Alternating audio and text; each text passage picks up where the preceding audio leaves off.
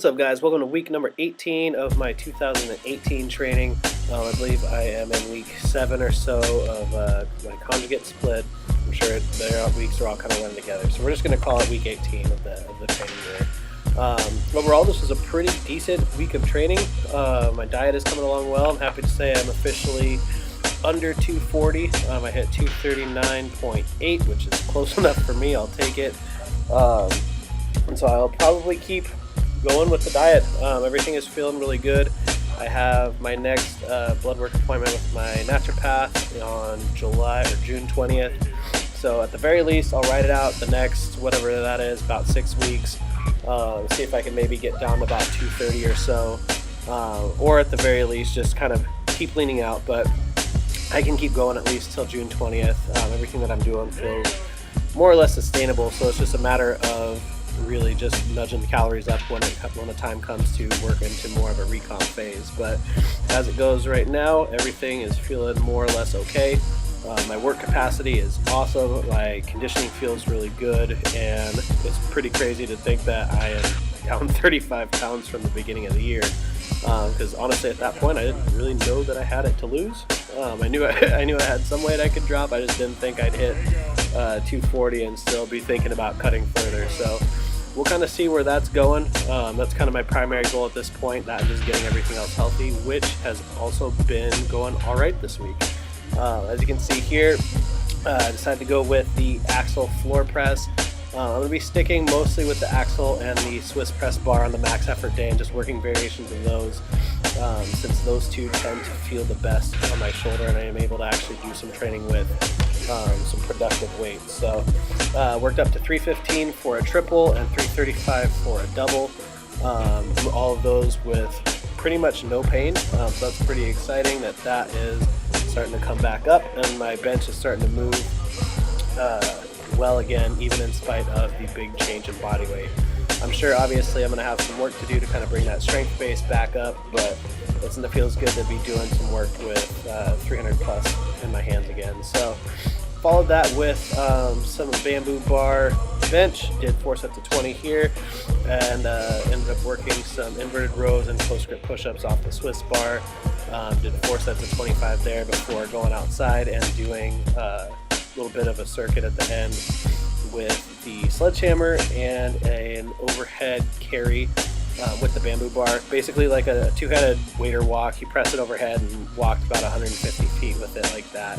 And that actually felt really good and helped to set the shoulders down into place and get everything firing really well. So I'll probably keep those in, or keep that kind of in mind for a rotation. One of the changes that I made starting, I think kind of maybe mid to late part of last week, but for sure this week, is I am taking the sled work that I was doing on Tuesdays and Fridays, which were my kind of off from actual training days, and I'm going to be putting some kind of conditioning work in on the training days. So preferably some kind of sled work or preparatory work or something like that on both of the lower body days, and something to do with maybe sledgehammer, battle ropes, and some stability prehab work on the 2 upper body days. And my goal with that is to, now that I'm getting further along in the diet and still cutting at the same calorie amount right now, but I will probably need to do a little bit of a calorie reduction in a week or two.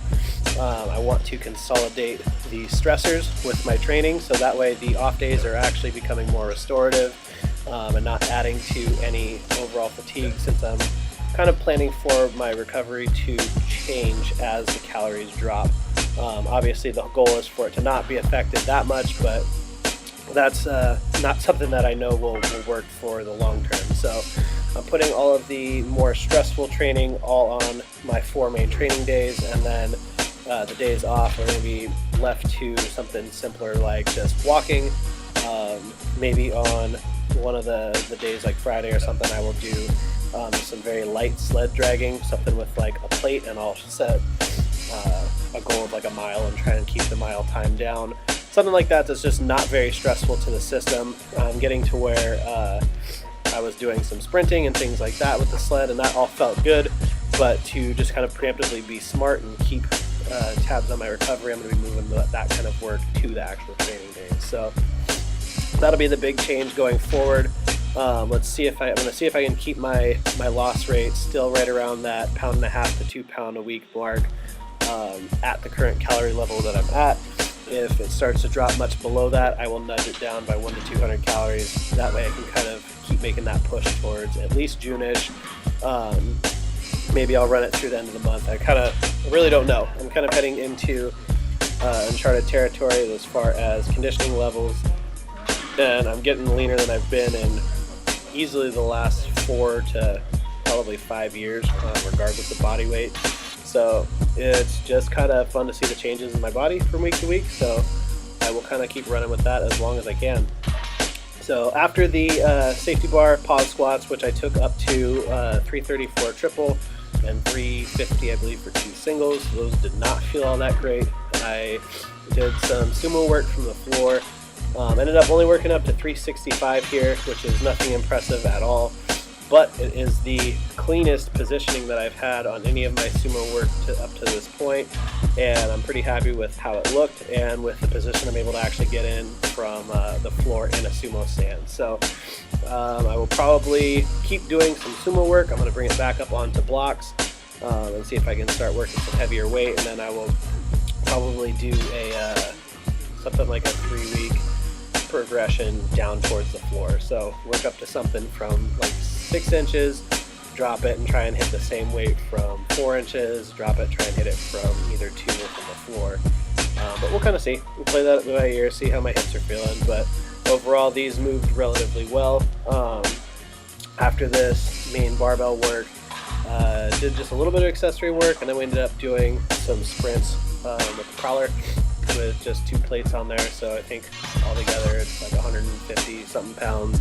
But did 1,500-foot sprints and got that done between the 4 of us in about 12-13 minutes. So big conditioning push there. What we'll be doing with that day is trying to get that up to 20 rounds and then keep that under 20 minutes, and then basically set a cap at either 15 or 20 minutes and start doing as many as we can within that time constraint. So that sucked, but we've had some really good weather here for this last week, so that kind of work is always more fun when it is outside and nice, and when you're not having to do it by yourself, which is the other reason that I moved the conditioning work to the main training days. Aside from this heavy lower day, everything was feeling pretty good. On the speed bench day, I ended up bumping up to 20 sets of 3 with 135 pounds of bar weight and 80 pounds of chain. These all felt really good, and I started to find an even better kind of elbow position for the descent. I think one of the reasons that my shoulders got pissed off in the first place is I'm too rigid in my arms on the descent for the first rep, which is why my first rep has always been kind of slow and timid, and my second through, doesn't matter how many, move way faster and cleaner than that first rep. A lot of that has to do with the fact that I don't bend my elbows enough on the descent of the first rep. So you can see as I kind of progress through these sets here, I included some from kind of all through across that range of 20 sets. There's some maybe 5 sets in, some maybe 10 sets in, 15 and 20. You can really see that the reps start to clean up as I get towards the end of those work sets. After the main speed work, I took 4 sets of 10, went 185, 205, 225, and 245, all for 10 reps, all without any pain. So that is nice and exciting to see that starting to move as well. I'm going to probably keep going with this as well and keep trying to push up my 4x10s by anywhere from 10 to 20 pounds each week. That way I'm still getting some rep work and some volume in that newer grip position. So as that continues, the speed day will be speed work and then also some rep effort work for the bench as well, since that in the past has obviously worked really well for bringing my bench up. What I will have to keep an eye on is figuring out whether or when to kind of call it quits on that and either change the variation or keep it to where I'm not having 2 hard bench workouts per week. I want to make sure that the speed day stays a lighter speed day and doesn't turn into a difficult rep day, and then I have a difficult max effort day a few days later. So that'll be something for me to keep tabs on. As you can see here, we got the brand new Rogue Red Cerakote Ohio deadlift bar. It definitely looks awesome. It is gang colored like the rest of the gym. It'll look great for meets and for Stormbecker later this year. This will probably be the bar that we end up pulling on.